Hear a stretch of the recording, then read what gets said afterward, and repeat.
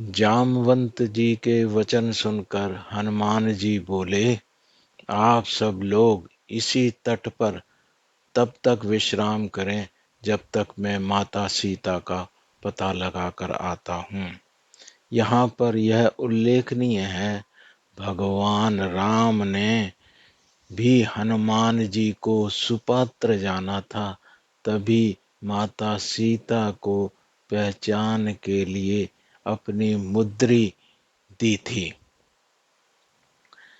क्योंकि वे जानते थे कि सिर्फ हनुमान जी ही यह कार्य कर सकते हैं।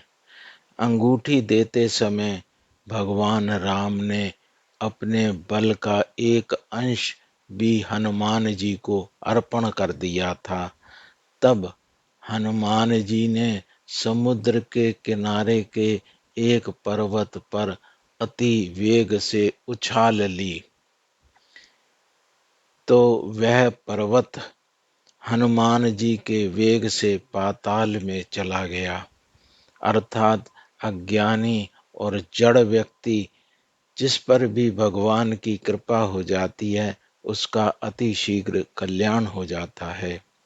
हनुमान जी 14 कलाओं से युक्त हैं, जिसमें एक कला उड़ने की भी है। हनुमान जी के पास 14 कलाएं हैं, भगवान राम के पास 12 कलाएं हैं, तथा परशुराम जी के पास 9 कलाएं एवं श्री कृष्ण भगवान के पास पूरी 16 कलाएं हैं। अर्थात हनुमान जी भगवान राम जी से भी ज्यादा कलाओं को जानते हैं। रास्ते में हनुमान जी के अति और कई विघ्न और बाधाएं आई, पर प्रभु की माया है जो इस बात की परीक्षा बार बार लेती है कि प्रभु का सेवक बनने का उपक्रम करने वाला प्रभु का सच्चा सेवक है कि नहीं, प्रभु में उसकी सच्ची आस्था है कि नहीं। आप स्वयं देखो, जब आप कोई संकल्प लेते हैं तो उसका पूरा होने में कई विघ्न आते हैं। काम, क्रोध, मद, लोभ अपना असर दिखाते हैं। वही सफल होता है जो अडिग रहता है, अन्यथा प्रभु उसको भक्ति के मार्ग से च्युत कर देते हैं। हनुमान जी तो प्रभु भक्ति के पर्याय हैं। कार्य क्यों नहीं संपन्न होता? हनुमान जी सभी विघ्न बाधाओं को पार करते हुए लंका पहुंच गए। लंका कथा है अहंकार के प्रतीक की, जिसे सुरूर और गुरूर है कि वह सोने की है। वह समुद्र के बीच सर उठाए गर्व से खड़ी है। उसको उसके बल का घमंड है कि कोई उसका बाल बांका भी नहीं कर सकता। उसे भान नहीं है प्रभु का एक छोटा सा तुच्छ सेवक उसके गर्व को जलाने के लिए आ रहा है। भगवान कौन है?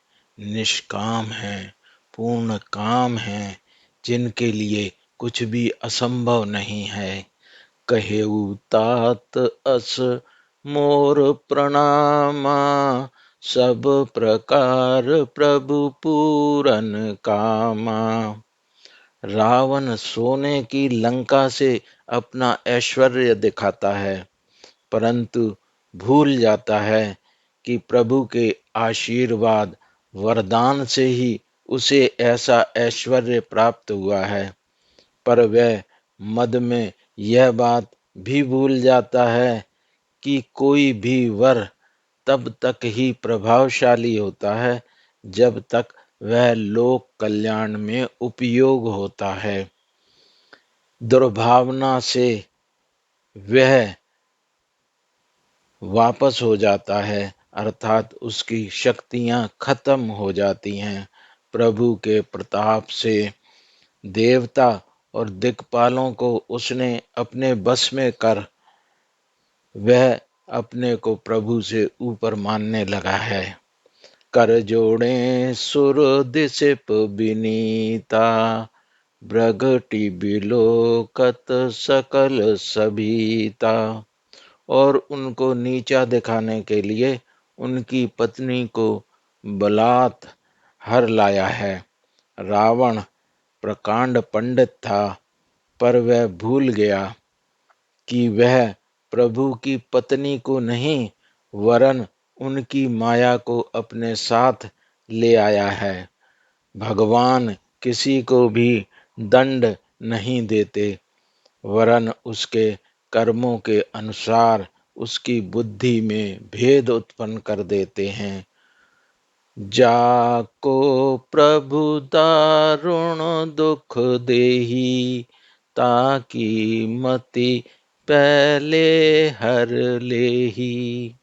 हनुमान जी रावण को कई प्रकार से समझाते और दृष्टांत देते हैं कि जिससे तुम्हारा यह साम्राज्य है, जिसने तुम्हारे समान बलशाली खर दूषण को एक बाण से मार डाला, क्या वे साधारण मनुष्य हैं? परंतु माया के वश रावण को कुछ भी समझ नहीं आया, क्योंकि माया को लाकर उसने अपने आंगन में बिठा लिया है। अहंकार के बस वह पहले ही था, माया और हावी हो गई, जो रावण को कोड़ में खांच की समान हो गई। हनुमान जी के बार बार समझाने पर वह क्रोधित हो गया और झल्लाकर बोला, यह छोटा तुच्छ वानर मेरा गुरु बनने चला है। यद्यपि कपि कही अति हित बानी, भगति विवेक बिरति नैसानी। बोला बिहसी महा अभिमानी, मिला हमें कपि गुण बर ज्ञानी। रावण कहता है, तेरी मृत्यु निकट आ गई है और तू मुझे सिखाने चला है। तब हनुमान जी उसे जवाब देते हैं, लगता है तेरी बुद्धि भ्रम में है, क्योंकि मैंने अकेले लंका जला दी, तब भी तुझे शक है।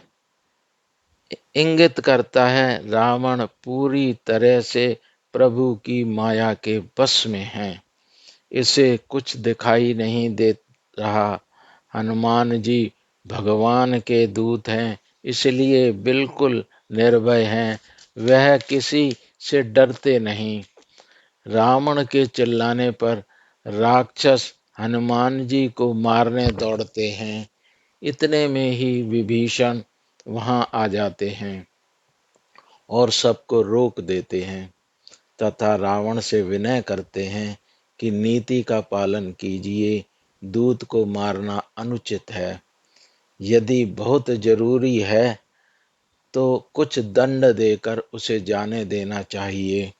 सुनकर रावण मुस्काता है, कहता है ठीक है, इसकी पूंछ को जला दो। सुनकर हनुमान जी प्रसन्न होते हैं कि लंका को जलाने का रास्ता रावण ने स्वयं ही दे दिया। कहते हैं, शैतान को रस्सी देकर खुला छोड़ दो, अपने को खुद ही बांध लेगा। वही रावण के साथ हुआ है।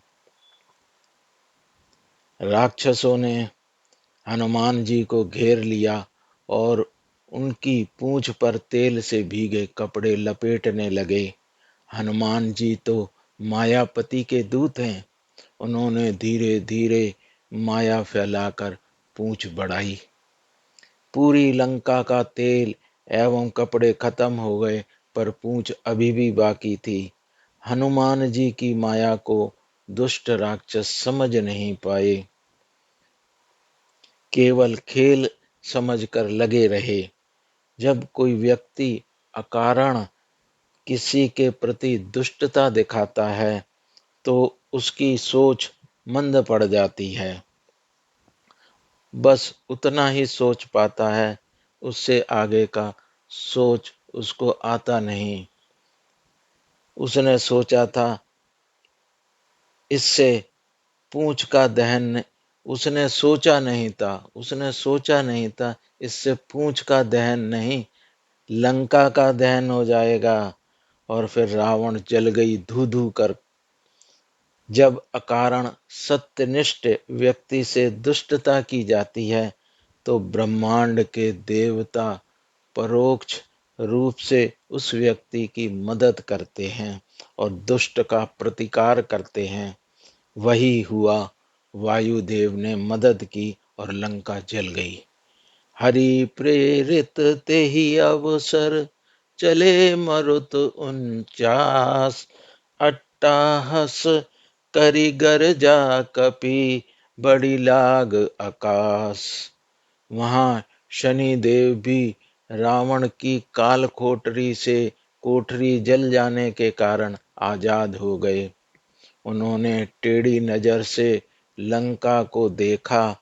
उनके नजर डालते ही जो हिस्से लंका के जलने से छूट गए थे वे सब भी जल गए।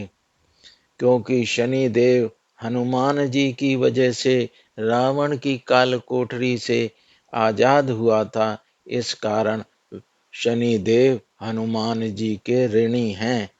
कहते हैं इस अग्निकांड में हनुमान जी ने वह सब स्थान जला दिए जो रावण ने लंका की सुरक्षा के लिए खड़े किए थे। अर्थात राम जी के आधे कामों को हनुमान जी ने वहीं पर निपटा दिया। और लंका प्रवेश के कितने द्वार हैं, सबका चित्र उन्होंने अपने मस्तिष्क में संजो लिया। फिर हनुमान जी ने समुद्र में कूदकर अपनी पूंछ की अग्नि बुझाई। यहाँ स्पष्ट कर दूं कि सच्चे व्यक्ति जो किसी की दुष्टता का शिकार होता है को देवता अदृश्य रूप से मदद करते हैं। पुनः कहता हूँ, यहाँ हनुमान जी की मदद वायुदेव ने की अग्नि को लंका में फैलाने में, अग्निदेव ने हनुमान जी को सुरक्षित रखने में, शनि देव ने वह स्थल जलाने में जो अग्नि से छूट गए थे, वरुण देव ने पूंछ की अग्नि को बुझाने में मदद की। गोस्वामी जी अति सुंदर लिखते हैं, साधु अवज्ञा कर फलु ऐसा, जरई नगर अनाथ कर जैसा। हनुमान जी सच्ची स हनुमान जी की सच्ची सलाह न मानने के कारण ही लंका इस प्रकार जल गई जैसे उसका कोई वली वारिस नहीं, अर्थात बचाने वाला नहीं। जारा नगर निमिष एक माही, एक विभीषण कर ग्रह नाई। सारा नगर एक क्षण में जल गया, केवल विभीषण का घर छोड़कर, क्योंकि उस पर राम का नाम लिखा था। नजदीक ही तुलसी वृक्ष था और स्वयं विभीषण प्रभु का पुजारी था। अर्थात प्रभु अपने भक्त को हमेशा संकट से बचाते हैं, चाहे कितनी भी विभीषिका क्यों ना उत्पन्न हो जाए। हनुमान जी पूंछ की अग्नि बुझाकर माता सीता जी के पास आए हैं तथा माता के चरणों में सर झुकाकर जाने की आज्ञा मांगते हैं। माता के चरणों में जब वे सर झुकाते हैं, आज्ञा मांगते हैं, तो माता अत्यंत दुखी होती है। तब हनुमान जी माता सीता को समझाते हैं कि रामचंद्र जी को पता नहीं था आप किस ठिकाने पर हैं। अब राम जी वानरों की सेना को साथ लेकर आएंगे और राक्षसों का वध कर आपको मुक्त करा अपने साथ ले जाएंगे। कुछ दिन का इंतजार कीजिए माता। सीता जी हनुमान जी के वचन एवं भक्ति देखकर भाव विह्वल हो गईं और पुत्र कहकर संबोधित करने लगीं। यहीं से माता एवं पुत्र के रिश्ते की नींव रखी गई। सीता जी कहती हैं, भगवान तो सर्व समर्थ हैं, मुझको इस संकट से कब छुड़ाएंगे। कहेऊ तात अस मोर प्रणामा, सब प्रकार प्रभु पूरन कामा। सीता जी भावुक हैं, हनुमान जी से कहती हैं, हे पुत्र, तुझे देखकर और मिलकर मुझे बहुत शांति मिली। अब तुम कहते हो जाना है, तो मैं फिर से उसी अवसाद में आ गई हूँ। हनुमान जी माता को नाना प्रकार से समझाते हैं और माता से कुछ चिन्ह मांगते हैं ताकि रघुनाथ को विश्वास हो जाए कि वह माता का पता लगाकर आए हैं। तब माता चूड़ामणि उतार कर देती हैं और कहती हैं, प्रभु से कहना मैं घोर संकट में हूँ, मुझे तुरंत यहाँ से ले जाएं। हनुमान जी ने वापस समुद्र लांघते समय भीषण गर्जना की, जिसको सुनकर राक्षसियों के गर्भ गिर गए, अर्थात उनके मन में हमेशा के लिए राम के दूत का भय व्याप्त हो गया।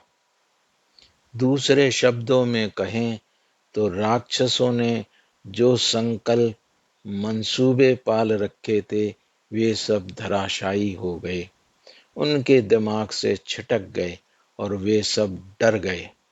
उनके इस प्रकार हनुमान जी ने उनमें अत्यधिक डर और खौफ पैदा कर दिया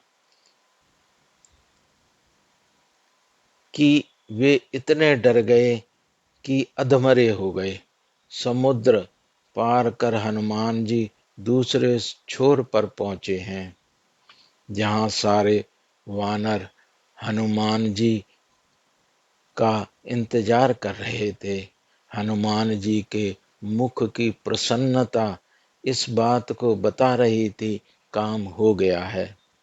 वे सभी साथियों से प्रेम से मिले, फिर लंका प्रवास की कथाएं सुनाते हुए सुग्रीव के साथ राम लक्ष्मण जी से मिले। तब राम जी ने उनसे लंका के बारे में पूछा और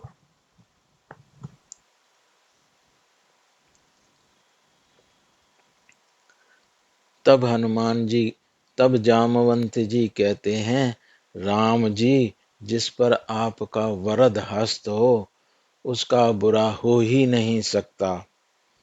आपके प्रताप से वही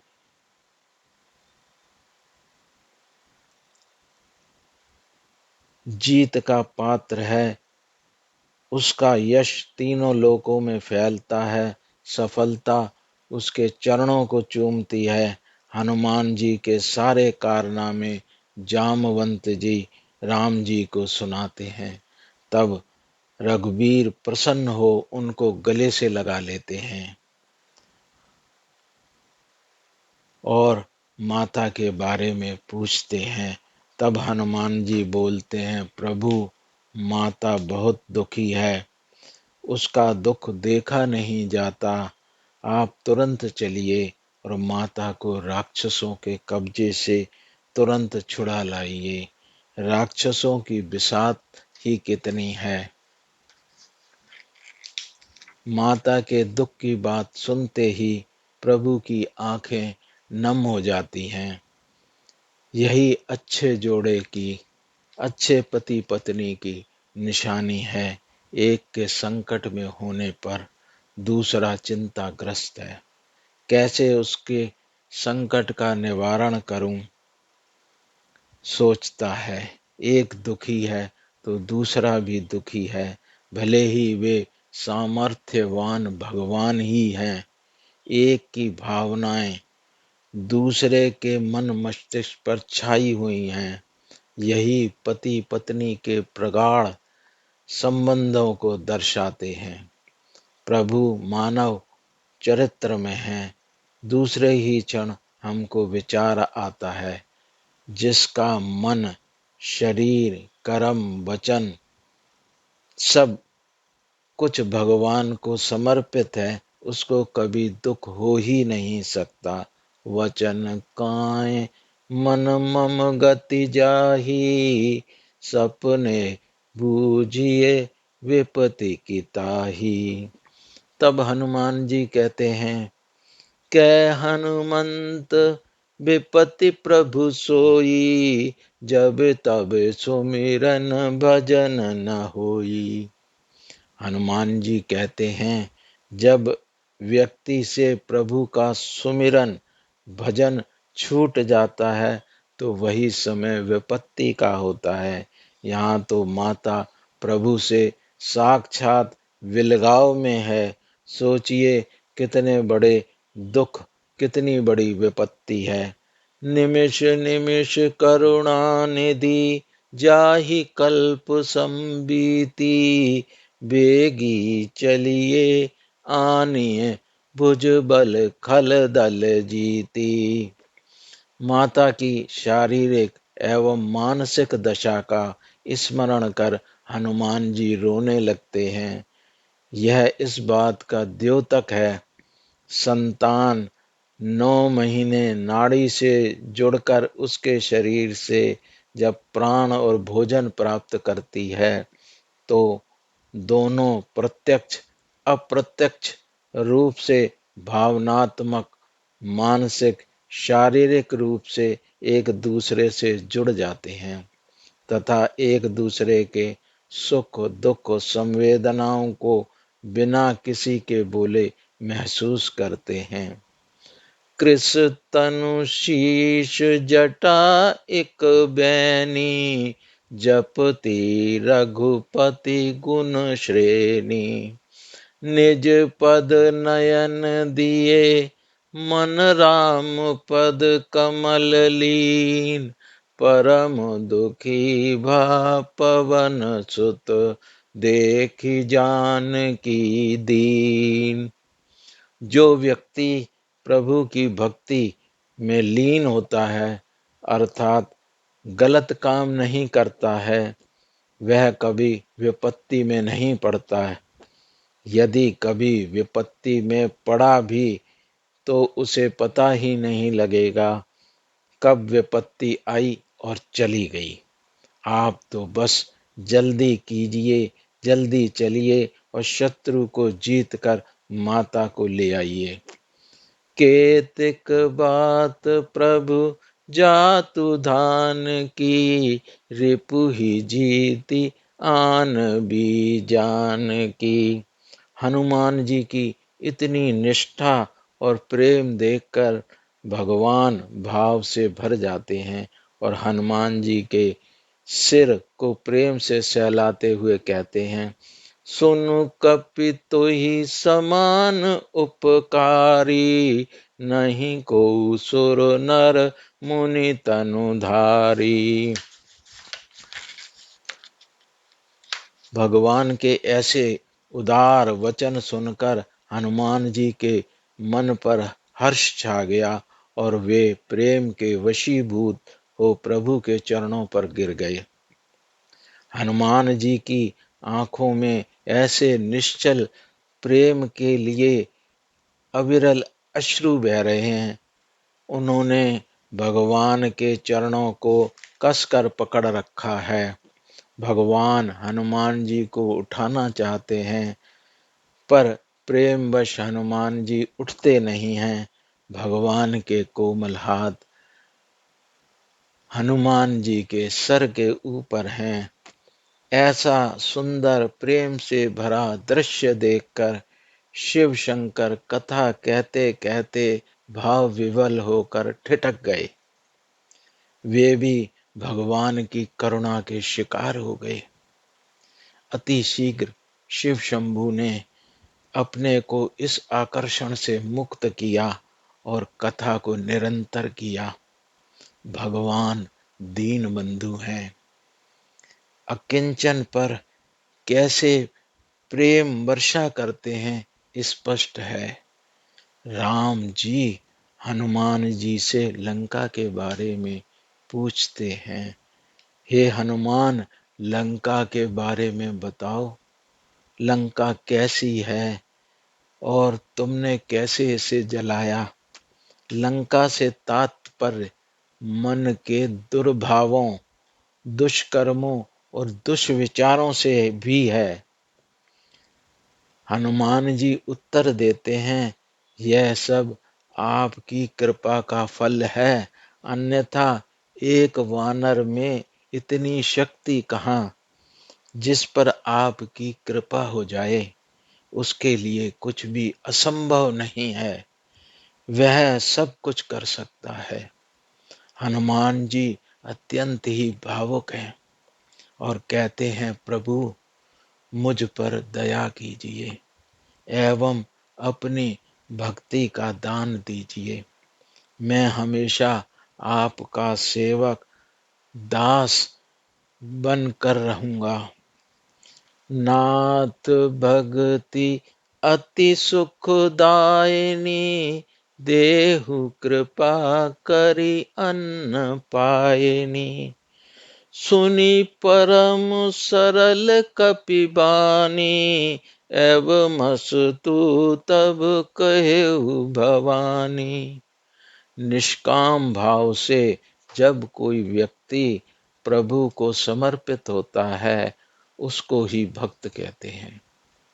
सच्चे भक्त के चारों ओर एक कवच बनता है जो उसको बाहरी खतरे एवं भक्ति में आने वाले विघ्नों से बचाता है। व्यक्ति स्वयं में शक्ति का अनुभव करता है और सांसारिक मोह माया में नहीं पड़ता।